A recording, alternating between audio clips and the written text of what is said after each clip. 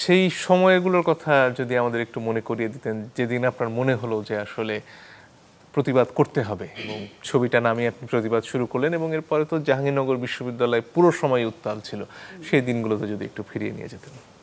অনেক ধন্যবাদ আপনাকে। আসলে সেই সময়গুলো ছিল খুবই দুর্বিষহ সময়। আমি আসলে এই যে কোনো ন্যায্য আন্দোলনেই প্রতিবারই ছিলাম। আমি নিরাপদ সড়ক চাই আন্দোলনে ছিলাম। আমি 2018-তে যখন কোটা সংস্কার আন্দোলন হয় সেখানেও আমার সমর্থন ছিল।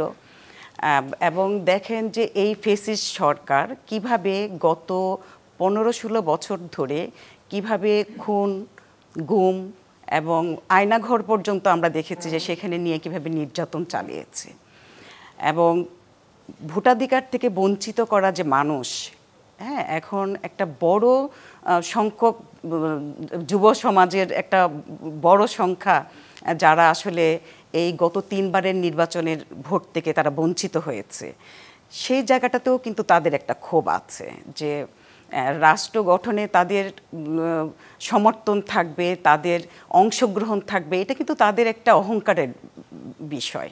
কিন্তু সেই জায়গাটা থেকে কিন্তু যুব সমাজকে বঞ্চিত করা হয়েছে।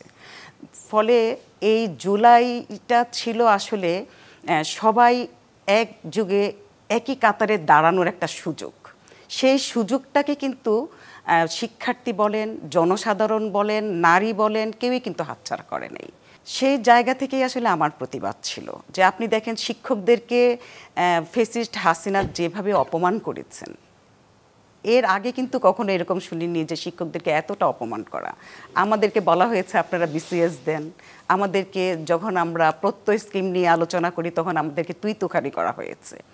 এই যে অপমান এবং এই যে মানুষকে বাক স্বাধীনতা থেকে বঞ্চিত করা, হ্যাঁ, এবং ওনার সমালোচনা করলেই তাকে কারাগারে পাঠিয়ে দেওয়া, এইগুলি আসলে মানুষ মেনে নিতে পারেনি। 16 তারিখে সারা বাংলাদেশ কিন্তু উত্তাল হয়ে ওঠে যখন আবু সাইদের বুকে গুলি করা হয়, তার বিশ্বস্ত বুকটাকে যখন ঝাঁঝরা করে দেওয়া হয়। এবং সেদিনই কিন্তু ওয়াসিমও শহীদ হন চিটাগাংয়ে। তো সেই যে তাদের শহীদ হওয়া, তখন কিন্তু আমার মনে হয়েছে যে এখান থেকে ঘুরে দাঁড়ানোর আর কোনো পথ নেই।